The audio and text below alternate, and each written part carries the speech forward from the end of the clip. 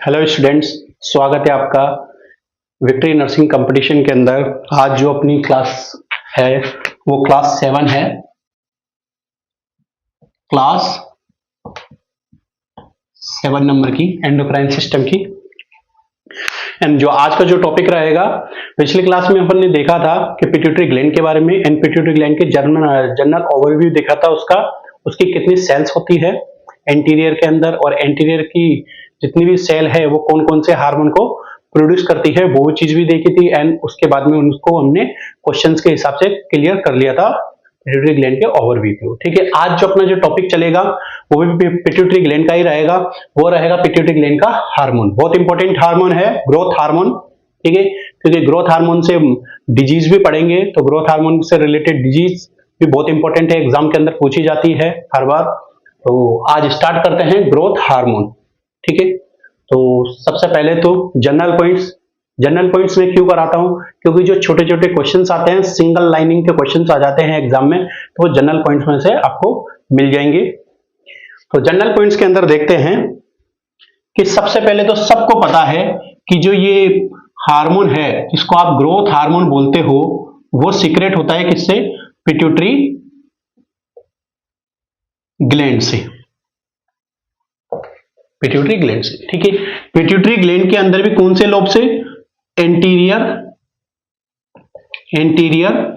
Lobe से। यदि मैं पढ़ा रहा हूं और ये विक्ट्री नर्सिंग कंपटीशन में पढ़ रहे हो तो आपको इसकी सेल भी पता होगी। तो एंटीरियर लोब के अंदर कौन सी सेल से? सोमेटोट्रॉप्स सेल से सीक्रेट होता है। समझ में आई बात? तो फर्स्ट पॉइंट तो क्या होगा? पिट्यूटरी का हार्मोन है एंटीरियर पिट्यूटरी का, और एंटीरियर पिट्यूटरी में कौन सी सेल से? सोमेटोट्रॉप सेल से। और जो ये सोमेटोट्रॉप सेल्स है ये मैंने आपको बताई थी कैसी सेल है? एसिडोफिल सेल है। ठीक है, एसिडोफिल्स, या फिर एसिडोफिल्स के भी आप क्या बता सकते हो? Chromophil cells. ठीक है, ये एक जनरल पॉइंट कंप्लीट हुआ। सेकंड देखते हैं, जो ग्रोथ हार्मोन है, जो पिट्यूटरी का जो हार्मोन है उसका लेवल कितना होता है? कि पहले थोड़ा जो जनरल पॉइंट्स है उसमें देख लेते हैं। तो लेवल आप बच्चों में, चाइल्ड में इसका लेवल कितना रहेगा? तो चाइल्ड में इसका लेवल रहेगा 0 to 20 नैनोग्राम पर ml। ठीक है, चाइल्ड में। तो एडल्ट मेल की बात करें तो मेल में रहेगा आपका ये 0.012 0.97 नैनोग्राम पर ml। ठीक है, बट एक ट्विस्ट है कि एडल्ट मेल के अंदर तो इतना मिल रहा है, बट एडल्ट फीमेल के अंदर 0.012 3.5 आई थिंक 3.6 नैनोग्राम पर ml रहता है। यानी कि आप बोल सकते हो फीमेल में मेल की तुलना में जीएच जो हार्मोन होता है वो ज्यादा होता है। ठीक है, क्या बोलोगे आप? Excess GH in female than male. Reason क्या रहेगा? रीजन क्या है? क्योंकि आपको पता है फीमेल के अंदर एस्ट्रोजन हार्मोन होता है। एस्ट्रोजन हार्मोन जो इन्फ्लुएंस करता है, इन्फ्लुएंस ऑफ ग्रोथ हार्मोन को। समझ में आ रही है बात? आपसे कोई पूछे कि ग्रोथ हार्मोन फीमेल में ज्यादा क्यों होता है, तो एस्ट्रोजन हार्मोन की वजह से फीमेल के अंदर ग्रोथ हार्मोन ज्यादा रहता है। ठीक है, अब समझते हैं जो ग्रोथ हार्मोन है वो क्या काम करता है बॉडी के अंदर, या कैसे कैसे फंक्शन करता है। उससे पहले थोड़ा अपन देख लेते हैं जो ये ग्रोथ हार्मोन है वो कैसे कंट्रोल होगा। ठीक है, क्योंकि यदि आप इसको नहीं कंट्रोल कर पा रहे हो या नहीं कंट्रोल पता है आपको, तो आप उसका ये फिजियोलॉजी नहीं बता सकते हो। ठीक है, तो कंट्रोल के अंदर देखते हैं, आपको पता है कि ये हाइपोथैलेमस और हाइपोथैलेमस से पिट्यूटरी ग्लैंड और पिट्यूटरी का एंटीरियर पार्ट है जिसमें सोमेटोट्रॉफ सेल्स है, वो ग्रोथ हार्मोन का प्रोडक्शन करती है। तो समझो कि हाइपोथैलेमस प्रोड्यूस करता है ग्रोथ हार्मोन रिलीजिंग हार्मोन। ये फिजियोलॉजी मैंने आपको बता रखी है पिछली क्लास में, यदि देखोगे तो, पर थोड़ा बता देते हैं। ग्रोथ हार्मोन रिलीजिंग हार्मोन, और ये जो हार्मोन है आपका एंटीरियर पिट्यूटरी पे वर्क करेगा। अभी कंट्रोल करना सिखाऊंगा इस हार्मोन को, जो भी देख रहे हैं अपन। एंटीरियर पिट्यूटरी पे वर्क करेगा, और एंटीरियर पिट्यूटरी आपको पता है क्या सीक्रेट करवाएगी? Growth hormone. ठीक है, और ये ग्रोथ हार्मोन जो भी काम होगा वो अभी अपन आगे देखेंगे, वो ये काम आपका करेगा। और यदि बॉडी के अंदर, समझो, यदि बॉडी के अंदर ग्रोथ हार्मोन की जरूरत नहीं है तो सिग्नल जाएगा, यानी कि आप बोल सकते हो ये टारगेट सेल के एक्शन करेगा, टारगेट सेल पे। ठीक है, अब टारगेट सेल पे इसका जरूरत नहीं है, किसका? हार्मोन की, ग्रोथ हार्मोन की जरूरत नहीं है, तो सिग्नल किसके पास जाएगा? हाइपोथैलेमस के पास में। किसके पास जाएगा? हाइपोथैलेमस। बोल सकते हो ये रहा हाइपोथैलेमस। ठीक है, और हाइपोथैलेमस क्या करेगा फिर? एक और हार्मोन सीक्रेट करेगा, ग्रोथ हार्मोन इनहिबिटिंग हार्मोन। आप समझो, इसका दूसरा नाम मैंने क्या बताया था? सोमेटोस्टेटिन। क्या नाम बताया था? सोमेटोस्टेटिन। समझ में आ रही है बात? ग्रोथ हार्मोन इनहिबिटिंग हार्मोन का ही नाम मैंने क्या बताया था? सोमेटोस्टेटिन। तो ये जो सोमेटोस्टेटिन है, ये फिर क्या करेगा? पिट्यूटरी पे वर्क करेगा, और इस हार्मोन के लेवल को, यानी कि ग्रोथ हार्मोन के लेवल को क्या करवाएगा? कम करवाएगा। समझ में आ रही है बात? यदि टारगेट सेल पर ग्रोथ हार्मोन की जरूरत होगी तो भी सिग्नल किस पे जाएगा? हाइपोथैलेमस पे। Growth hormone releasing hormone secrete होगा, एंटीरियर पिट्यूटरी पे जाएगा और ग्रोथ हार्मोन को रिलीज करवाएगा। इस जगह पे रिलीज होगा और इस जगह पे इनहिबिट हो जाएगा। तो ये कंट्रोलिंग सिस्टम होगा किसमें? हाइपोथैलेमस और पिट्यूटरी ग्लैंड के बीच में। ठीक है, और थोड़ा एक जनरल पॉइंट्स और देख लेते हैं। यदि नेचुरली जो ट्रिगर करता है, ट्रिगर ऑफ ग्रोथ हार्मोन, ठीक है, यानी कि आप बोल सकते हो, जैसे कि आपको मैंने पिछली क्लास में बताया था कि मेलेनिन जो हार्मोन है, मेलेनिन जो पिगमेंट है, स्किन पिगमेंट, वो एमएसएच से हो रहा था, और एमएसएच ट्रिगर हो रहा था किससे? सनलाइट से। ऐसे ही मैंने एक और हार्मोन बताया था आपको, मेलेटोनिन। तो मेलेटोनिन जो हार्मोन है वो डार्कनेस से, यानी अंधेरे से क्या हो रहा था? ट्रिगर हो रहा था, यानी अंधेरा हो रहा है तो मेलेटोनिन बढ़ रहा है।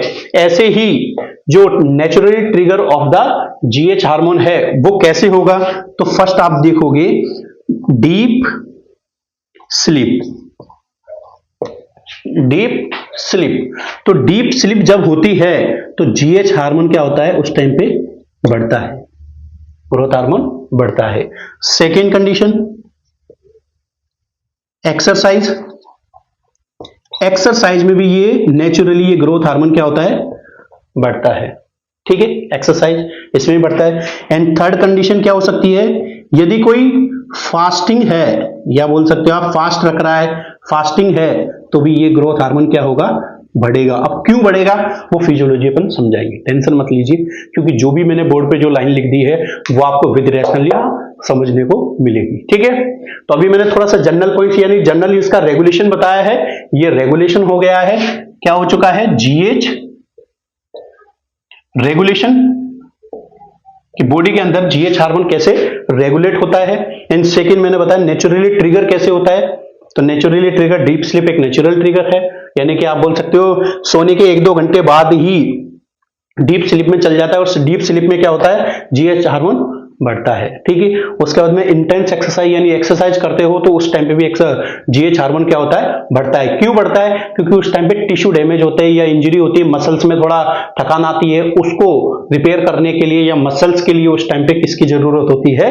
ग्रोथ हार्मोन की जरूरत होती है। इसी वजह से ग्रोथ हार्मोन बढ़ता है। उसके बाद फास्टिंग के टाइम पे क्यों बढ़ता है? क्योंकि फास्टिंग के टाइम पे क्या होता है? ब्लड ग्लूकोज लेवल डाउन हो जाता है, और ब्लड ग्लूकोज लेवल को बढ़ाने के लिए क्या होता है? ग्रोथ हार्मोन बढ़ता है। अब देखते हैं थोड़ा इसकी फिजियोलॉजी, कि बॉडी के अंदर या बॉडी पर ग्रोथ हार्मोन कैसे वर्क करता है। ठीक है, तो ग्रोथ हार्मोन कहां से आया है वो आपको सब पता चल चुका है।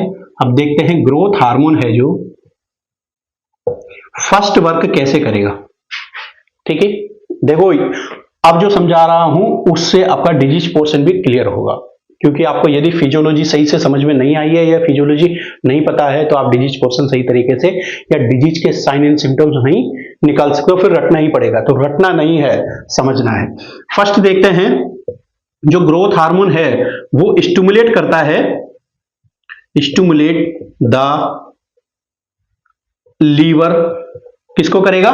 लीवर को, टू प्रोड्यूस या to production of IGF first. क्या है आईजीएफ फर्स्ट? आईजीएफ फर्स्ट का नाम क्या है?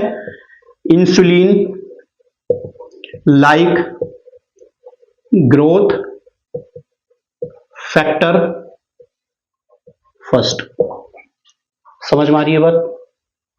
ग्रोथ हार्मोन रिलीज हुआ, उसके बाद में वो एक्शन कर रहा है किस पे? लीवर पर। किस पे कर रहा है? लीवर पर। तो लीवर पर करके लीवर से क्या बोल रहा है? भैया आप प्रोड्यूस करो, किसको? आईजीएफ फर्स्ट को। क्या नाम है?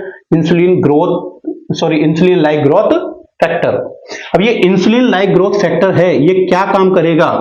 तो आपको पता है, ये जो बोन है, तो बोन के जो एंड पे, बोन के एंड पे एक आर्टिकुलर कार्टिलेज होते हैं या कार्टिलेज देखने को मिलते हैं। क्या होते हैं? कार्टिलेज देखने को मिलते हैं। समझ में आ रही है बात? क्या देखने को मिलते हैं? कार्टिलेज देखने को मिलते हैं। तो इंसुलिन लाइक ग्रोथ फैक्टर बोल सकते हो, insulin like growth factor first क्या काम करता है? कार्टिलेज को, कार्टिलेज प्रोडक्शन, कार्टिलेज प्रोडक्शन का काम करता है। समझ में आ रही बात? यानी कि कार्टिलेज को एक प्रकार से ट्रिगर करेगा, कार्टिलेज को बढ़ाने का काम करेगा। ठीक है, फर्स्ट फंक्शन देखने को मिला है कार्टिलेज से रिलेटेड। एंड नेक्स्ट, यानी कि आईजीएफ फर्स्ट तो कर रहा है कार्टिलेज का प्रोडक्शन। सेकेंड, ये जो बोन है, जो बोन है इसकी लंबाई को बढ़ाने का काम करता है। ठीक है, क्या करता है? बोल सकते हो आप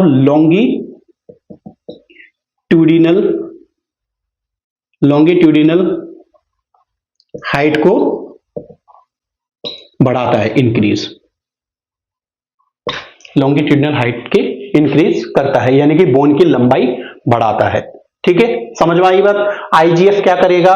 ये आपका बोन के जो कार्टिलेज है उनका प्रोडक्शन करवाएगा या उनको ट्रिगर करवाएगा, या बोल सकते हो आप लॉन्गिट्यूडिनल हाइट यानी हाइट को बढ़ाने का काम करेगा बोन की। इसी वजह से ग्रोथ हार्मोन की वजह से क्या होती है? व्यक्ति की हाइट बढ़ती है। बट ये कब तक करेगा? जब तक एपिफाइजल जो प्लेट है, ये जो बोन के अंदर एपिफाइजल प्लेट होती है वो जब तक क्लोज ना हो जाए, यानी बोन की हाइट तब तक ही बढ़ सकती है जब तक एपिफाइजल प्लेट क्लोज ना हो जाए। ठीक है, यदि क्लोज होने के बाद में जीएच हार्मोन इस पे वर्क करता है तो हाइट नहीं बढ़ाएगा। वो जब अपन डिजीज पोर्शन पढ़ेंगे तब बताएंगे। तो आप बोल सकते हो लॉन्गिट्यूडिनल हाइट बढ़ाएगा। कब तक? Before fusion of एपीफाइजियल plate, एपीफाइजियल plate के क्लोज होने से पहले पहले ये क्या कर देगा? बोन की हाइट को बढ़ाएगा। ठीक है, नेक्स्ट जो फंक्शन होगा ग्रोथ हार्मोन का वो होगा किस पे? जो जीएच हार्मोन है वो करता है प्रोटीन सिंथेसिस। क्या काम करवाता है? प्रोटीन सिंथेसिस, यानी प्रोटीन का प्रोडक्शन करवाएगा। क्यों करवाएगा? क्योंकि जो प्रोटीन है, आपको पता है प्रोटीन किसके लिए जरूरी है? मसल्स के लिए, सेकेंड टिश्यू रिपेयर के लिए, समझ में आ रही है बात? या बॉडी मास के लिए बोल सकते हो, मसल्स मास के लिए। ठीक है, मसल्स मास के लिए भी जरूरी है। समझ में आई बात? तो फर्स्ट फंक्शन तो आईजीएफ को करवाने का लीवर के through, second function protein synthesis करवाता है, थर्ड फंक्शन देखते हैं। थर्ड फंक्शन करवाता है ये लिपोलाइसिस, लिपोलाइसिस।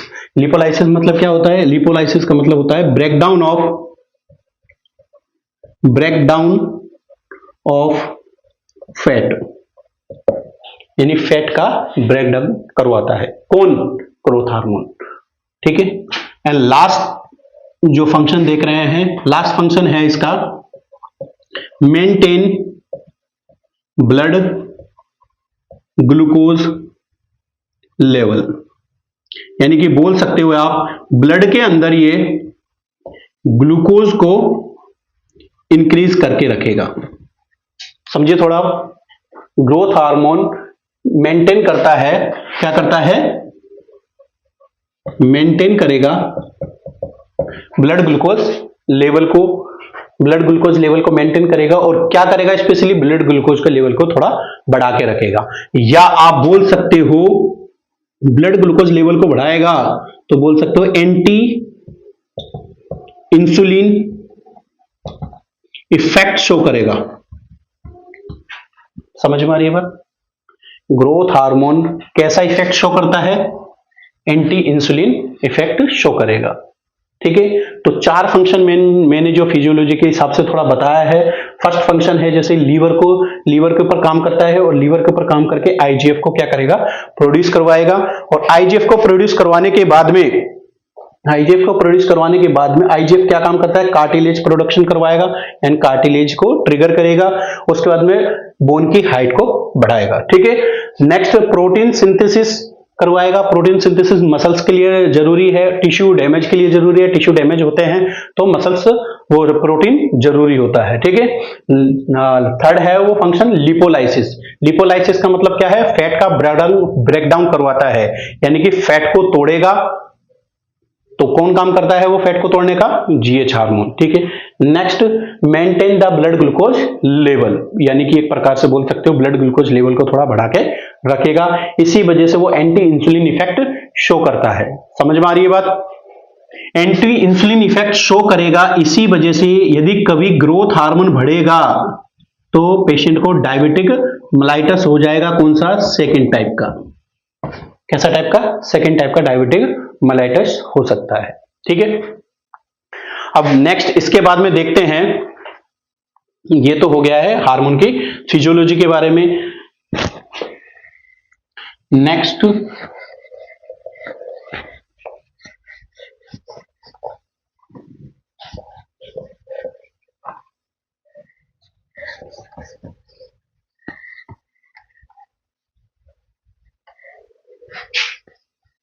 सेकेंड जो देखते हैं, जो ग्रोथ हार्मोन है, ग्रोथ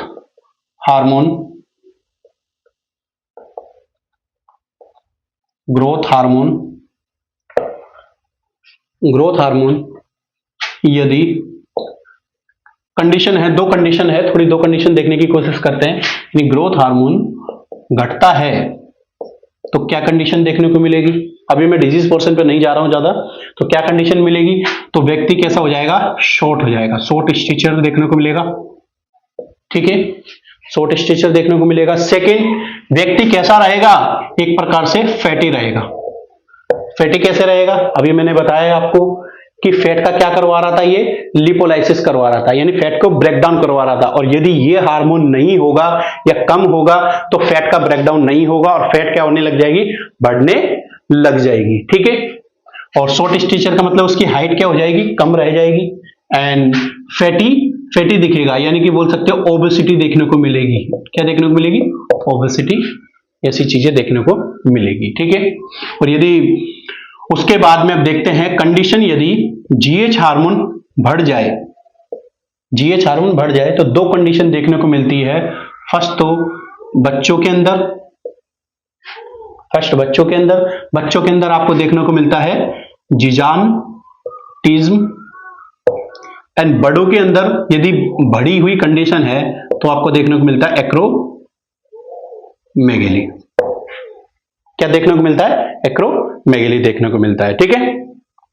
तो आज वाली जो क्लास है उसके अंदर हम ओनली क्या देखेंगे? अभी जिजानटिज्म देखेंगे। एंड जो नेक्स्ट जो क्लास होगी उसके अंदर अपन देखेंगे क्या? एक्रोमेगेली की कंडीशन देखने को मिलेगी। ठीक है। आप देखो,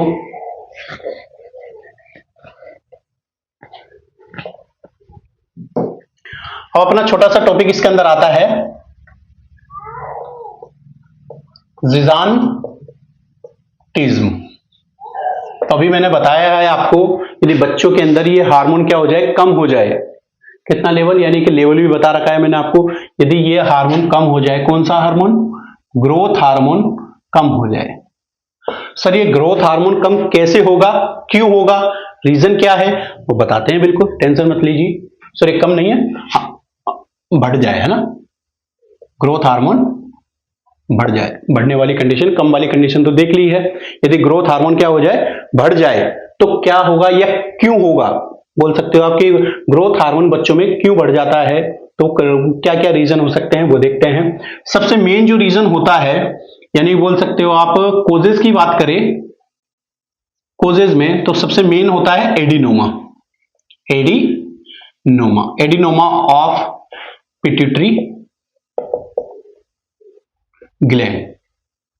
और पिट्यूटरी ग्लैंड के अंदर भी कौन सी सेल्स का, सोमेटोट्रॉप्स सेल का। समझ में आ रही है बात।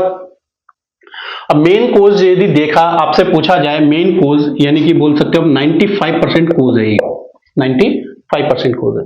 मेन कोज एडिनोमा हो सकता है, यानी कि एक प्रकार से ट्यूमर बना हो किसके अंदर, पिट्यूटरी ग्लैंड के अंदर। पिट्यूटरी ग्लैंड के अंदर भी कौन सी सेल के अंदर, सोमेटोट्रॉप सेल्स के अंदर। तो आपको ये कंडीशन देखने को मिल सकती है, क्या, ग्रोथ हार्मोन इंक्रीज देखने को मिल सकता है। ठीक है, समझ में आ रही है बात। और आपको पता है ग्रोथ हार्मोन यदि इंक्रीज है, ग्रोथ हार्मोन यदि इंक्रीज है तो ये लीवर पे भी क्या करेगा, ज्यादा इफेक्ट शो करेगा। तो आपको पता है आईजीएफ जो फर्स्ट है, ये भी क्या हो जाएगा, ज्यादा, ये भी क्या हो जाएगा, ज्यादा हो जाएगा। और ज्यादा होने के बाद में एक प्रकार से बोल सकते हो कि बोन की जो लेंथ है, बोन लेंथ क्या हो जाएगी, इंक्रीज हो जाएगी। बोन की जो लेंथ है यानी लंबाई है, हाइट है, वो इंक्रीज हो जाएगी। और कौन सी हाइट, एक प्रकार से बोल सकते हैं आप लॉन्गिट्यूडिनल हाइट। क्वेश्चन पूछा गया है कि जीएच हार्मोन के वजह से बोन की कौन सी हाइट बच्चों में इंक्रीज होती है, तो लॉन्गिट्यूडिनली लंबाई इंक्रीज हो जाएगी। ठीक है, उसके बाद में लीवर पे एक्शन ये हो गया। एंड नेक्स्ट जो ये इफेक्ट करता है, ये इफेक्ट शो करेगा, तो आपको बताया था कि ये क्या करेगा, ब्लड ग्लूकोज को क्या करेगा, इंक्रीज करेगा, इंक्रीज ब्लड ग्लूकोज लेवल। और ग्लूकोज यदि इंक्रीज होगा तो आपको पता है ये किस तरीके का इफेक्ट शो करता है, एंटी इंसुलिन इफेक्ट शो करेगा, इंसुलिन इफेक्ट शो करेगा। और ऐसे पेशेंट को या ऐसे बच्चों को किस टाइप की डायबिटिक हो सकती है, डायबिटिक मेलाइटस सेकेंड टाइप, ये बोल सकते हो डायबिटिक मेलाइटस सेकेंड टाइप। समझ में आ रही है बात, डायबिटिक मेलाइटस सेकेंड टाइप हो सकता है।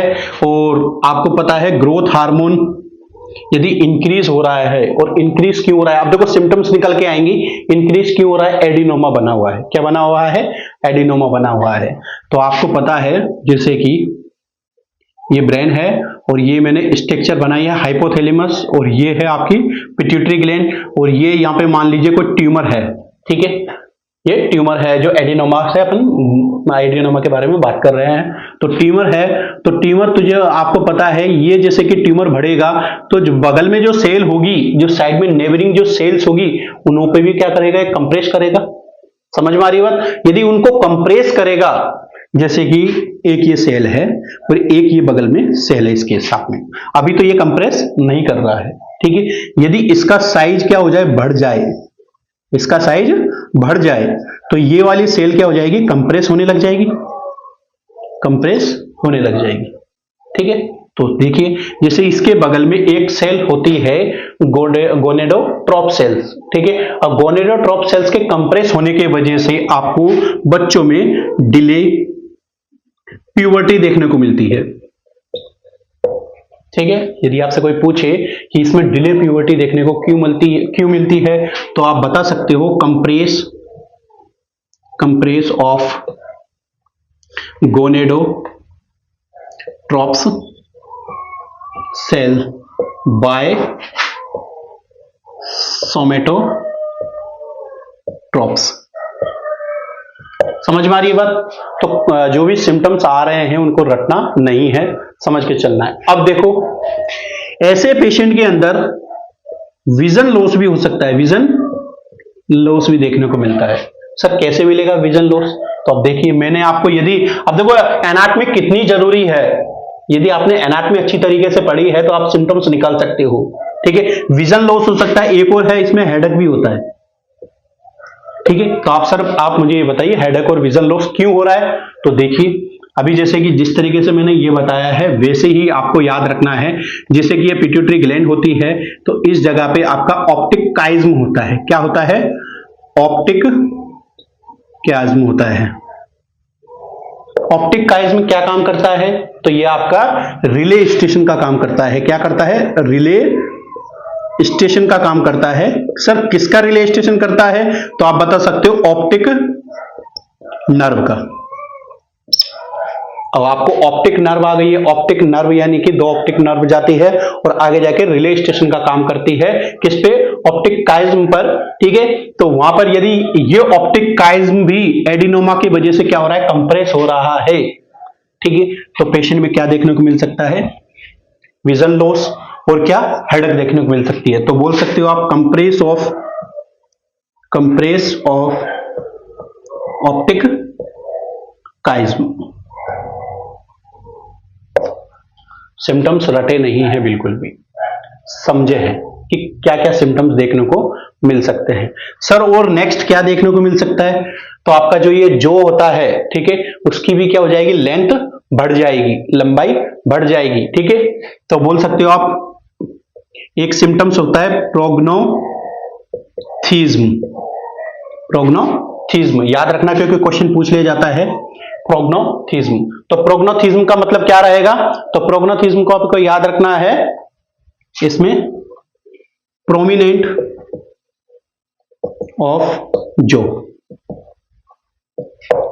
ऑफ जो यानी कि जो की क्या हो जाएगी? हाइट बढ़ जाएगी, ठीक है। तो यानी कि उसको क्या बोलोगे आप? प्रोग्नोथिज्म बोलोगे। समझ में आ रही है बात? सर और क्या देखने को मिल सकता है? क्योंकि बोन की हाइट बढ़ रही है, ठीक है, उनकी लंबाई बढ़ रही है, तो आपको इसमें ऐसे पेशेंट या ऐसे बच्चों के अंदर हैंड एंड फिट लॉन्ग देखने को मिलेंगी। उनकी हाइट बड़ी देखने को मिलेगी, यानी कि बोल सकते हो कि हाथ का साइज या पैरों का साइज क्या मिलेगा? बढ़ा हुआ देखने को मिलेगा। इसी वजह से जैसे कि बोल सकते हो इसके अंदर शू साइज इंक्रीज हो जाता है। समझ में आ रही है बात? तो मैंने बताया है जिजानटिज्म का मेन कोज क्या है? एडिनोमा। और पिट्यूटरी ग्लैंड सोमेटोट्रॉप्स के अंदर यदि ट्यूमर होता है तो वो ट्यूमर जीएच हार्मोन को बढ़ा देता है, और जीएच हार्मोन बढ़ता है तो लीवर की वजह से आईजीएफ बढ़ता है, और लीवर में से आईजीएफ बढ़ के किस में जाएगा? बोन के पास में, तो बोन की लंबाई बढ़ा देगा। समझ में आ रही है बात? नेक्स्ट बात तो आपने बताई थी सर कि ये क्या करता है? इंक्रीज ग्लूकोज लेवल को भी बढ़ा देगा और एंटी इंसुलिन इफेक्ट करेगा, तो डायबिटिक मेलाइटस भी कर देगा, ठीक है। और डिले प्यूबर्टी भी करता है सर ये, ठीक है। डिले प्यूबर्टी क्यों करेगा सर ये? क्योंकि कंप्रेस ऑफ द गोनेडोट्रॉप सेल्स क्या है? एडिनोमा की वजह से क्या हो जाएगी? कंप्रेस हो जाएगी। तो गोनेडोट्रॉप सेल्स से जो रिलीज हो रहे थे आपके एफएसएच और एलएच, जिनकी वजह से क्या हो जाएगा? वो गोनाड्स है, वो गोनाड्स का जो फंक्शन है वो कम हो जाएगा। इसके वजह से सेक्सुअली जो कैरेक्टरिस्टिक्स है वो नहीं आएंगे और प्यूबर्टी डिले हो जाएगी, ठीक है। Next vision loss and headache. Sir इसमें विजन लॉस और हेडेक क्यों हो रहा है? तो आपको मैंने बताया है कि विजन लॉस क्यों हो रहा है? कंप्रेस ऑफ द ऑप्टिक काइज्म के कंप्रेस होने की वजह से विजन लॉस या हेडेक वाली कंडीशन देखने को मिल सकती है। नेक्स्ट प्रोग्नोथिज्म क्या है? प्रोग्नोथिज्म है एक प्रकार की प्रोमिनेंट ऑफ द जो, यानी ये जो है जो प्रोमिनेंट हो जाता है, निकल जाता है बाहर की तरफ। जैसे कि आपने बाहर की तरफ एक जो निकल रहा है जबड़ा, तो उसको वो कंडीशन को आप प्रोग्नोथिज्म बोलते हो। इसके अंदर हैंड एंड फिट भी क्या हो जाते हैं? लंबे लंबे फावड़े जैसे हाथ पैर देखने को मिलते हैं, ठीक है। सर इसका डायग्नोसिस क्या होगा?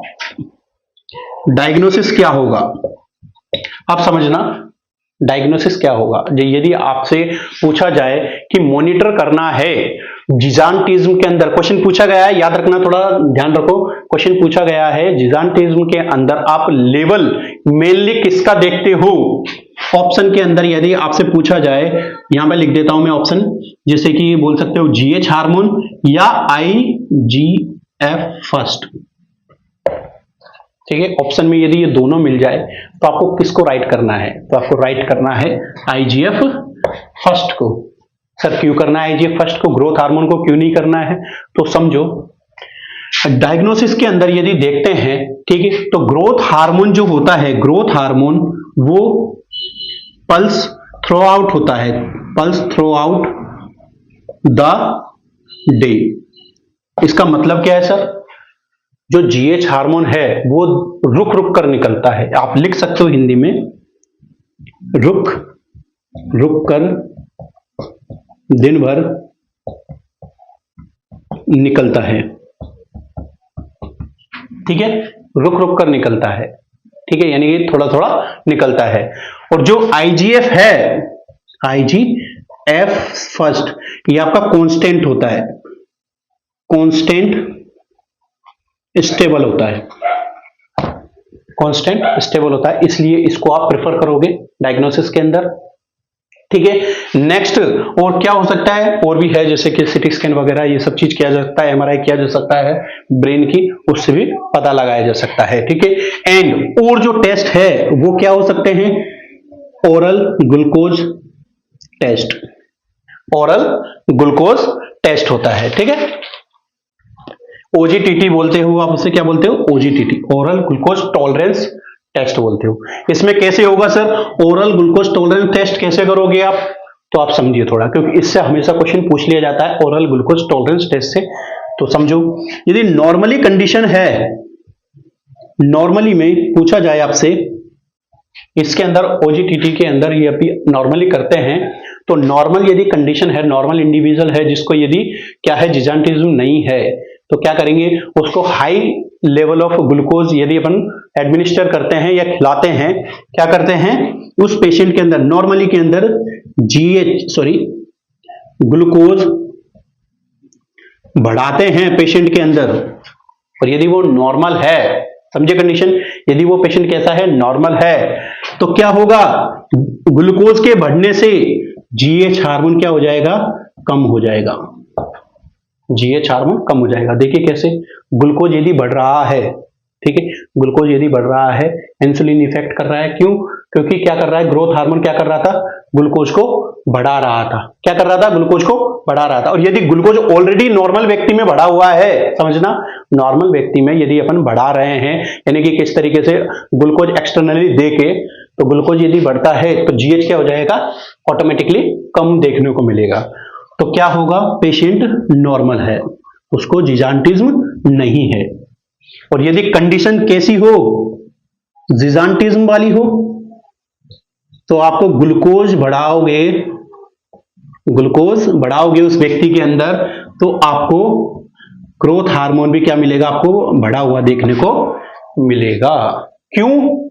क्योंकि इसमें अब जो नॉर्मल, जो मैंने आपको जो रेगुलेशन सिस्टम बताया था, रेगुलेट कर रहा था जीएच हार्मोन को, वो काम नहीं कर रहा है। क्यों नहीं कर रहा है? क्योंकि इसमें एडिनोमा आ चुका है। यदि इसके पास में सिग्नल आता भी है तो वो इस सिग्नल को मानता नहीं है, सिग्नल को मानता नहीं है, और ग्लूकोज को, सॉरी, जीएच को लगातार प्रोड्यूस करता जा रहा है। तो जिजान्टिज्म के अंदर ग्लूकोज बढ़ा, यदि आप ओजीटीटी के अंदर ग्लूकोज बढ़ाते हो तो क्या है? जीएच भी उसमें बढ़ा हुआ देखने को मिलता है। तो क्वेश्चन की लैंग्वेज में कभी आपसे पूछा जाए कि एक पेशेंट है ना, एक पेशेंट है, नॉर्मली एक पेशेंट है, उसमें यदि ओजीटीटी कर रहे हैं और उसमें हाई यानी बोलस, उसमें आप प्रकार से एक ग्लूकोज दे रहे हैं उस पेशेंट को, ठीक है, ग्लूकोज दे रहे हैं, और उसका यदि ब्लड टेस्ट किया जाता है और उसका जीएच हार्मोन यदि बढ़ा हुआ मिलता है, तो वो कंडीशन कौन सी कहलाएगी? जिजान्टिज्म कंडीशन हो सकती है। और यदि उसमें बोल दिया जाए कि हाई ग्लूकोज देने के बाद ग्लूकोज का लेवल कम, सॉरी, वो ग्रोथ हार्मोन का लेवल कम हो जाता है तो वो पेशेंट कैसा होगा, नॉर्मल होगा। समझ में आ रही है बात? तो नॉर्मल बता दिया है एंड जिजान्टिज्म क्या होगा वो बता दिया है। जिजान्टिज्म बच्चों में होने वाली ग्रोथ हार्मोन रिलेटेड डिजीज है, ठीक है। अब इसकी जैसे कि बोल सकते हैं डेफिनेशन बता दी है आपको मैंने, कोज बता दिया है जो मेनली जो कोज होता है, उसके बाद में फिजियोलॉजी बता दी है। इतनी फिजियोलॉजी से क्या है, पता फिजियोलॉजी से क्या क्या सिम्टम्स इसमें देखने को मिलेंगे वो बता दिया है। एंड अब देखते हैं थोड़ा इसका ट्रीटमेंट, तो इसी चार्ट में देख लेते हैं या इसी बोर्ड पे देख लेते हैं। ट्रीटमेंट की बात करें तो ट्रीटमेंट में इसका फर्स्ट लाइन ट्रीटमेंट है, फर्स्ट लाइन ट्रीटमेंट की बात करें तो फर्स्ट लाइन ट्रीटमेंट होगा इसका ट्रांसस्फेनोइडल रिसेक्शन, इसमें देखने को मिलता है या ट्रीटमेंट कर सकते हैं आपको ट्रांसस्फेनोइडल रिसेक्शन। ट्रांसस्फेनोइडल रिसेक्शन देखने को मिल सकता है, कैसे, यानी ट्रांसस्फेनोइडल यानी कि नाक के थ्रू ब्रेन में जाएंगी और इस ट्यूमर को बाहर निकालेंगे, इस ट्यूमर को बाहर क्या करेंगे, निकालेंगे, उसको क्या बोलोगे, ट्रांसस्फेनोइडल रिसेक्शन देखने को मिलेगा। ये जब अपन पिट्यूटरी ग्लैंड पढ़ते जाएंगे ये प्रोसीजर आपको देखने को मिलेगा। तो एक क्लास के अंदर अपन इस प्रोसीजर को बिल्कुल डीपली में पढ़ेंगे कि ट्रांसस्फेनोइडल रिसेक्शन, या बोल सकोगे आपके पिट्यूटरी ग्लैंड के जितने भी हार्मोन बढ़ रहे हैं उनको कम करने के लिए आप एक प्रोसीजर करते हो, सर्जिकल प्रोसीजर होता है ये, उसको बोलोगे आप ट्रांसस्फेनोइडल हाइपोफिजेक्टोमी बोलते हो आप, कि जो हाइपोफिजेक्टोमी है पिट्यूटरी ग्लैंड को रिमूव करना, उसको किसके थ्रू, ट्रांसस्फेनोइडल के थ्रू करते हो तो उसको ट्रांसस्फेनोइडल हाइपोफिजेक्टोमी कहते हैं। वो एक क्वेश्चन एक टॉपिक के अंदर या एक क्लास ले लेंगे उसके अंदर इसको कंप्लीट जरूर कराएंगे, ठीक है। तो फर्स्ट लाइन ट्रीटमेंट के अंदर तो ये ट्यूमर को ही निकाल दिया है इसके थ्रू, तो बोल सकते हो आप रिमूव द ट्यूमर, ठीक है। सेकेंड बात करते हैं इसके अंदर ड्रग्स की बात करते हैं। तो ड्रग्स में याद रखना, ड्रग्स में मैंने आपको, जैसे कि अभी ड्रग्स बोलने से पहले एक मैं बताता हूं आपको कि जो ग्रोथ हार्मोन है उसको इनहिबिट करने के लिए कौन सा हार्मोन जिम्मेदार है या कौन सा हार्मोन रेस्पॉन्सिबल है, वो बताया मैंने आपको, सोमेटोस्टेटिन हार्मोन, ठीक है। और सोमेटोस्टेटिन हार्मोन को आपने क्या बोला है, ग्रोथ हार्मोन इनहिबिटिंग हार्मोन बोला है, तो ठीक है। तो इस कंडीशन में क्या हो रहा है, ग्रोथ हार्मोन बढ़ रहा है तो सोमेटोस्टेटिन ही देंगे, बट सोमेटोस्टेटिन हार्मोन तो नहीं है अपने पास में, तो सोमेटोस्टेटिन रिलेटेड कोई ड्रग्स है या उसकी जैसी दिखने वाली कोई ड्रग्स है वो इसके अंदर देंगे। तो ऐसी ड्रगों को क्या बोलोगे आप, सोमेटोस्टेटिन एनालॉग्स। समझ में आ रही है बात?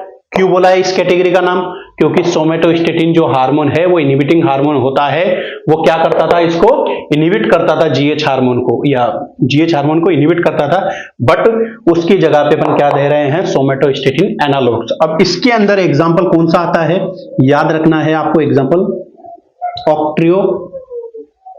ऑक्ट्रियोटाइड, बहुत बार क्वेश्चन पूछा गया है ऑक्ट्रियोटाइड से, ठीक है, कि ऑक्ट्रियोटाइड एक क्वेश्चन तो यही बन जाता है, किस कैटेगरी का है, सोमेटोस्टेटिन एनालॉग्स है, क्या काम करता है, जीएच हार्मोन का प्रोडक्शन को एक प्रकार से कम करेगा, ठीक है। तो ये फार्माकोलॉजिकल एक्शन हो गया है, ये सर्जिकल एक्शन हो गया है, और आपका डायग्नोसिस हो गया है। और नर्सिंग मैनेजमेंट के अंदर आप इधर देख लेते हैं थोड़ा, नर्सिंग इंटरवेंशन के अंदर, नर्सिंग इंटरवेंशन में आपको क्या करना है, देखो सबसे मेन चीज, आज आप एज ए नर्स हो, हॉस्पिटल में वर्क कर रहे हो, ऐसा पेशेंट आ जाता है तो आप क्या करोगे, खुद के ऊपर लेके देखिए, यदि ऐसा जिजान्टिज्म वाला पेशेंट है तो आप क्या करोगे, तो सबसे पहले जैसे बोल सकते हो आप, इसके अंदर प्रायोरिटी नर्सिंग इंटरवेंशन होगा, तो पीएनआई बोलते हैं उसको आप, पीएनआई, प्रायोरिटी नर्सिंग इंटरवेंशन। तो आपको पता है डिजीज हो चुकी है, बिल्कुल हो चुकी है, तो ये डिजीज को और ज्यादा प्रोग्रेस नहीं होने देना है, डिजीज को प्रोग्रेस नहीं होने देना है, तो नहीं होने देना है, तो ये सब चीज को क्या करना है, डायग्नोसिस को इसको मॉनिटर करते चलना है कि आईजीएफ क्या है, बढ़ा हुआ, ज्यादा बढ़ तो नहीं रहा है, उसको मॉनिटर करना है, ठीक है। उसके हाथ पैरों को मॉनिटर करना है, उसकी ग्रोथ बढ़ती जा रहे हैं तो क्या करना है, डॉक्टर को इन्फॉर्म करना है, ये सब चीज करना है, एक प्रकार से असेसमेंट देखने को मिलेगा, जैसे कि उसके सू का साइज है वो बढ़ रहा है, तो ये सब चीजें उसको मॉनिटर करने को देखने को मिलता है किसके अंदर, पीएनआई के अंदर, ठीक है, प्रायोरिटी नर्सिंग इंटरवेंशन के अंदर, ठीक है। तो मॉनिटरिंग इसके अंदर मेन होगा, क्या होगा, monitoring, monitor the patient, monitor the symptoms, ठीक है। तो आई होप आपको ये जो डिजीज है वो बिल्कुल क्लियर हुई होगी कि डिजीज किस तरीके से है और किस तरीके से उसके सिम्टम्स इसमें देखने को मिलते हैं, ठीक है। तो इससे पहले मैंने ग्रोथ हार्मोन बताया था, नॉर्मली कैसे काम करता है, कैसे रेगुलेशन होता है इसका। उसके बाद में एक डिजीज ली है जो बच्चों में देखने को मिलती है, ग्रोथ हार्मोन यदि बढ़ता है तो जिजान्टिज्म वाली कंडीशन देखने को मिलती है, उसमें बच्चा लंबा होगा, ठीक है, और उसके हाथ पैर भी लंबे लंबे होंगे, और प्रोग्नाथिज्म वाली कंडीशन देखने को मिलेगी, डायबिटीज उसमें देखने को मिल सकता है पेशेंट बच्चे के अंदर, और विजन लॉस या एक प्रकार से हेडेक वाली कंडीशन देखने को मिल सकती है। ये सब चीज कैसे आई है, क्रिएट हुई है, वो चीज मैंने आपको इसमें समझा दी है। डायग्नोसिस की बात करें तो क्वेश्चन यदि लैंग्वेज बन के आ जाए तो आपको याद रखना है कि ग्रोथ हार्मोन या आईजीएफ फर्स्ट में से चूज करोगे तो आप फर्स्ट करोगे आईजीएफ फर्स्ट। क्यों करोगे, क्योंकि जो जीएच हार्मोन है वो पल्सेटिव तरीके से वो थ्रो आउट होता है, बढ़ता रहता है, यानी कि धीरे धीरे रुक रुक कर बढ़ता है, ठीक है। उसके बाद में जो आईजीएफ है वो एक प्रकार से कांस्टेंट होता है, आईजीएफ जो फर्स्ट है एक प्रकार से कांस्टेंट रहता है, ठीक है। तो इसी वजह से जो आईजीएफ जो फर्स्ट है उसको ही आप क्या करोगे, प्रिफर करोगे। ओजीटीटी मैंने आपको बताया है, यानी नॉर्मली पेशेंट के अंदर यदि हाई ग्लूकोज अपने एडमिनिस्टर करते हैं तो ग्रोथ हार्मोन का लेवल क्या हो जाता है, डाउन हो जाता है। बट यदि ग्रोथ हार्मोन का लेवल भी उसमें बढ़ा हुआ देखने को मिले तो वो कंडीशन आपके जिजान्टिज्म देखने को मिलती है, ठीक है। उसके अंदर ट्रीटमेंट, उसके बाद में ट्रीटमेंट बताया मैंने आपको। ट्रीटमेंट में फर्स्ट लाइन ट्रीटमेंट है ट्रांसस्फेनोइडल रिसेक्शन देखने को मिलेगा, उसमें आप ड्रग्स को बसोरी ट्यूमर्स को रिमूव कर दोगे। सेकंड जो ड्रग्स बताइए मैंने आपको, सोमेटोस्टेटिन एनालॉग्स। सोमेटोस्टेटिन क्यों बोला है, क्योंकि सोमेटोस्टेटिन जो नेचुरली जो हार्मोन होता है वो ग्रोथ हार्मोन को इनहिबिट करने का काम करता है, ठीक है। नेक्स्ट जो इसका एग्जांपल बताया वो है मैंने ऑक्ट्राटाइड। और नर्सिंग मैनेजमेंट में इसमें क्या करना है, आपको मॉनिटर करना है पेशेंट को, क्योंकि उसके जो साइन एंड सिम्टम्स है वो उसके प्रोग्रेस हो रहे हैं या नहीं हो रहे, वो चीज को मॉनिटर करना है और डॉक्टर को इन्फॉर्म करना है, ठीक है। अब इसके देखते हैं दो चार क्वेश्चंस है, वो भी देखते हैं, जिजान्टिज्म रिलेटेड या ग्रोथ हार्मोन से रिलेटेड, फिर ये टॉपिक अपना कंप्लीट होता है।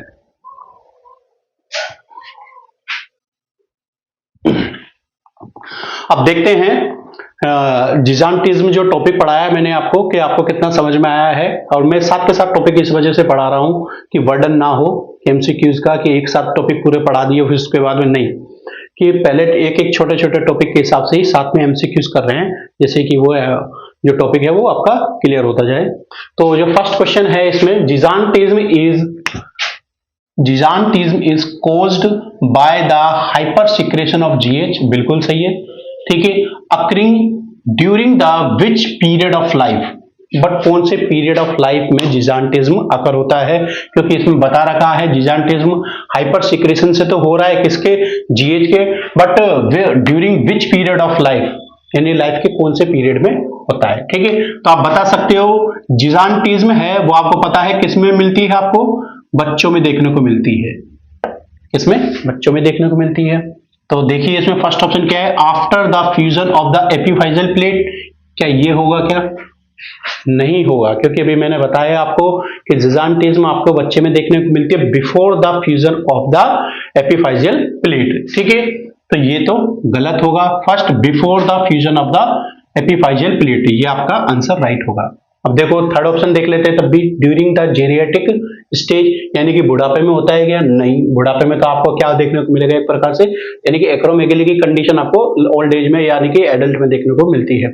Only during the neonatal period, क्या नियोनेटल तक ही सीमित है क्या, नहीं, ये इन्फेंट में भी है, चिल्ड्रन में भी हो सकती है, ये सब चीज है।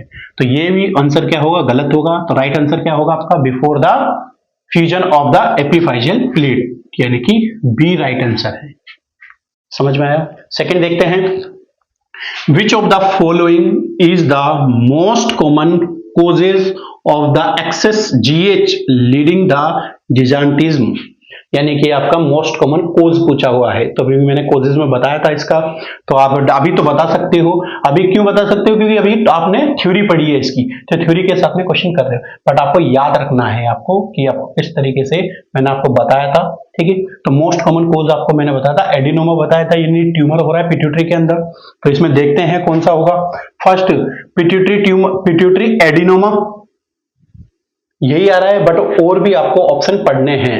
यदि फर्स्ट में आंसर आ रहा है तब भी आपको 4 ऑप्शन और 3 ऑप्शन जो बचे हुए वो भी पढ़ना है, तो ये हो सकता है। सेकंड देखते हैं हाइपोथैलेमिक एट्रोफी, हाइपोथैलेमस में एट्रोफी हो रहा है, इस वजह से हो रहा है क्या? नहीं, ये तो मैंने आपको नहीं बताया। उसके बाद में एड्रिनल कोर्टिकल में हाइपरप्लेजिया देखने को मिल रहा है, यानी एड्रिनल ग्लैंड की भी हाइपरप्लेजिया देखने को मिलता है, तो ये कंडीशन देखने को नहीं मिलती है, वो एड्रिनल वाली जो डिजीज है वो देखने को मिलती है, ये भी नहीं होगा। डेफिशिएंसी ऑफ द आईजीएफ, तो डेफिशिएंसी तो नहीं होगी, आपको पता है जीएच हार्मोन बढ़ेगा तो आईजीएफ भी बढ़ेगा, तो ये भी नहीं होगा। तो आंसर क्या होगा इसमें? ए होगा। समझ में आ रही है बात? क्या पूछा था? Most common following, most common cause पूछा है किसका? जीएच बढ़ रहा है किसके अंदर? जिजान्टिज्म के अंदर, तो एडिनोमा इसका मोस्ट कॉमन कोज होता है। ठीक है, थर्ड क्वेश्चन कौन सा है? ए पेशेंट विद द जिजान्टिज्म, जिजान्टिज्म का पेशेंट है, एल्सो डेवलप, उसके डेवलप हुई है क्या? Pituitary diabetes, pituitary diabetes. मैंने आपको बताया था कि डायबिटिक मेलाइटस है, इसमें कैसे डेवलप होता है वो भी बताया था। और क्या पूछा हुआ है? Because the GH, because the GH, तो क्वेश्चन में बोल दिया है कि जिजान्टिज्म के पेशेंट में डायबिटिक डेवलप हो चुके हैं, जिसको पिट्यूटरी डायबिटिक बोला गया है, और वो किसके वजह से हो रही है? जीएच की वजह से हो रही है। तो जीएच कैसे कर रहा है डायबिटिक इसके अंदर, वो पूछा गया है। देखो क्वेश्चन कहां से पूछ लिया जाता है? उसके लैंग्वेज में से पूछ लिया गया है, ऐसे नहीं पूछा डायरेक्ट कि ये जिजान्टिज्म में डायबिटीज होता है क्या, पर क्यों हो रहा है वो पूछा गया है। ठीक है, तो आपको क्यों का आंसर पता होना जरूरी है। ठीक है, तो फर्स्ट ऑप्शन देखते हैं, increase the sensitivity in peripheral tissue, क्या ग्रोथ हार्मोन ये करता है क्या? Increase the sensitivity of peripheral tissue? नहीं, ये तो नहीं बताया मैंने आपको। Second, decrease the production of glucose, क्या GH hormone production of glucose को क्या कम करता है क्या? नहीं, क्योंकि ये तो मैंने बताया था वो, यानी कि ग्लूकोज के प्रोडक्शन को बढ़ाएगा, यानी कि ब्लड के अंदर ग्लूकोज बढ़ा रहा है तभी तो डायबिटीज कर रहा है। ठीक है, तो ये भी आंसर नहीं होगा। लास्ट देखते हैं, stimulate the beta cell of pancreas to execution, मतलब क्या ये स्टिमुलेट करता है बीटा सेल्स को? पेनक्रियाज की जो बीटा सेल है जो इंसुलिन का प्रोडक्शन करती है, क्या बीटा सेल को स्टिमुलेट करता है क्या? नहीं, ये भी फंक्शन नहीं बताया मैंने आपको। सर आपने मुझे ये फंक्शन बताया था जो थर्ड वाले ऑप्शन में है, ये तो गलत था। हैज द डायबिटोजेनिक इफेक्ट, बिल्कुल करता है, यानी कि एंटी इंसुलिन इफेक्ट, यानी कि बोल सकते हो आप डायबिटोजेनिक इफेक्ट करता है by the antagonising insulin action. इसका मतलब क्या था? Anti insulin effect. देखो क्वेश्चन कैसे लैंग्वेज से बनके आ जाते हैं। ठीक है, तो क्वेश्चन थोड़ा घुमा दिया है और घुमा के ऐसे क्वेश्चन पूछ ले जाता है, लैंग्वेज से क्वेश्चन पूछ ले जाते हैं। ठीक है, तो आपको हर सिम्टम्स पता होना चाहिए, वो सिम्टम्स क्यों आ रहे हैं। ठीक है, अभी इसी क्वेश्चंस में मैं ऐसा कर सकता था, पिट्यूटरी डायबिटिक की जगह मैं विजन लॉस लिख सकता था। ठीक है, और क्या लिख सकता था मैं?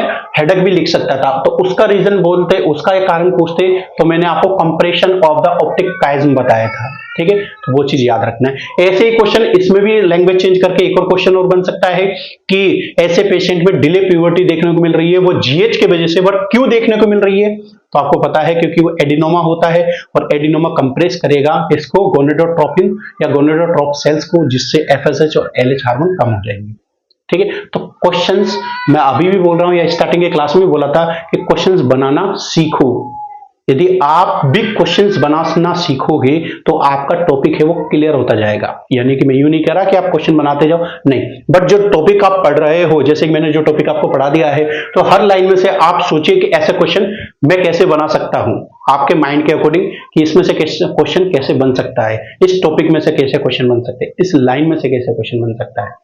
समझ में आ रही बात? लास्ट क्वेश्चन देखते हैं, what is the primary clinical difference between the gigantism and acromegaly. यानी कि क्वेश्चन बोल रहा है कि एक्रोमेगेली और जिजांटिज्म में क्या डिफरेंस है, प्राइमरीली बोल सकते हैं, या मेन डिफरेंस क्या है।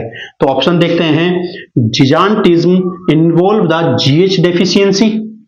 तो ऑप्शन देखिए, जिजांटिज्म तो अपने पढ़ा है अभी, ठीक है, क्या जिजांटिज्म में जीएच डेफिशिएंसी देखने को मिलती है क्या?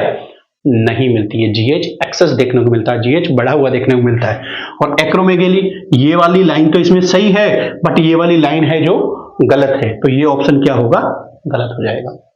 ठीक है, नेक्स्ट, जिजांटिज्म अकर एडल्ट। अभी बताया है जस्ट, क्या जिजांटिज्म एडल्ट में होता है क्या? नहीं होता है, जिजांटिज्म बच्चों में देखने को मिलती है कंडीशन। इसमें सेकंड लाइन क्या, एक्रोमेगेली क्या बच्चों में होता है क्या? इसमें जस्ट अपोजिट हो गया है, क्योंकि एक्रोमेगेली आपको एडल्ट में देखने को मिलेगी और जिजांटिज्म है जो आपका किस में देखने को मिलेगा, बच्चों में देखने को मिलेगा। तो ये भी ऑप्शन आपका गलत है, डिफरेंस ये सही नहीं है। Gigantism occur before the epiphyseal closure and acromegaly occur after. अब देखो कितनी अच्छी लाइन बोली है इसमें ऑप्शन में, जिजांटिज्म है जो अकर होता है बिफोर द एपिफाइजियल क्लोजर। तो ये तो मैंने आपको लाइन लिखवाई भी है और बताई भी है कि जिजांटिज्म अकर होता है बच्चों में, कब होता है, कब तक हो सकता है, उसकी जब तक एपिफाइजियल प्लेट क्लोज ना हो जाए, बिफोर द एपिफाइजियल क्लोज। और एक्रोमेगेली होता है वो after closing of the epiphyseal plate. समझ में आ रही है?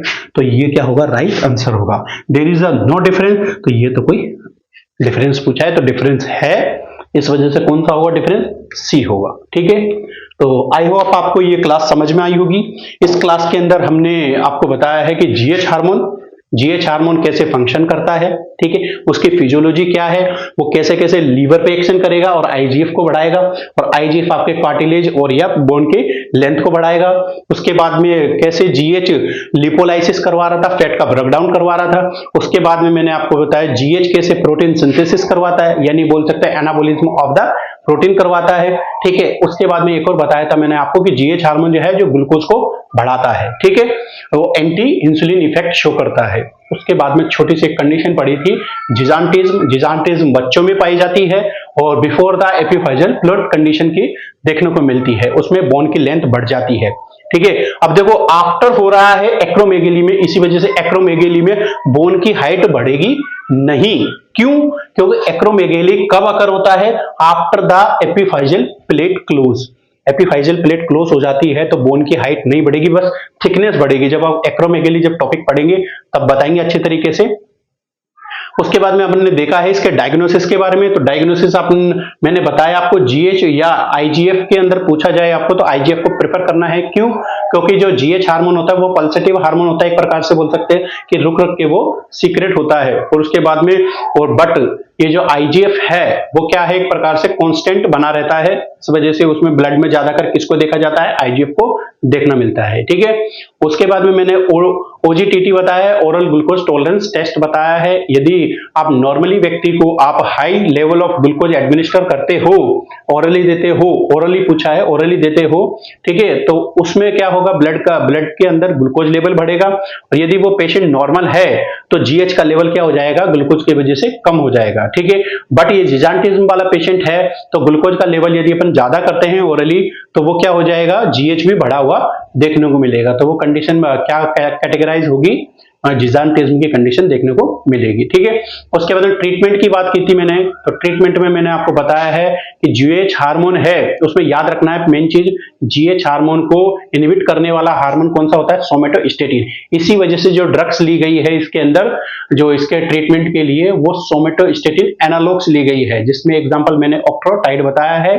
ठीक है, ऑक्ट्रोटाइड बताया, ऑक्ट्रोटाइड को और अच्छी तरीके से पढ़ेंगे किसके अंदर, एक्रोमेगेली के अंदर, कि ऑक्ट्रोटाइड किस तरीके से काम करता है, कैसे रूट रहेगा, कैसे कैसे एक्शन रहेगा, मैकेनिज्म ऑफ एक्शन क्या रहेगा, ये सब चीज अपन एक्रोमेगेली में पढ़ाएंगे। क्योंकि जिस टॉपिक की जिस जगह पे जरूरत है उस जगह पे मैं बिल्कुल 100% आपको बताऊंगा उसके बारे में। ठीक है, उसके बाद में एक सर्जिकल प्रोसीजर भी इसमें कर सकते हैं, क्या, ट्रांसस्पेनोइडल एक प्रकार का रिसेक्शन कर सकते हैं, जो ट्यूमर है उसको निकाल सकते हैं। और मोस्ट कॉमन कोज याद रखना इसमें क्या है, एडिनोमा, पिट्यूटरी एडिनोमा। ठीक है, तो ये आपका एक छोटा and short and topic start यानी कंप्लीट हुआ है। थोड़ी क्लास लेंथी हो गई है, बट लेंथिंग हुई है, बट ऐसा नहीं है कि टॉपिक में कुछ स्पेशल नहीं है। स्पेशल बहुत चीजें इससे क्वेश्चन पूछ ले जाते हैं। ठीक है, तो मिलते हैं नेक्स्ट क्लास के अंदर। जब तक हंसते रहिए, मुस्कुराते रहिए और आप अपनी स्टडी को कंटिन्यू करते रहिए और आपके लक्ष्य तक पहुंचते रहिए आप जरूर। ठीक है, तो नेक्स्ट क्लास में मिलते हैं। Thank you.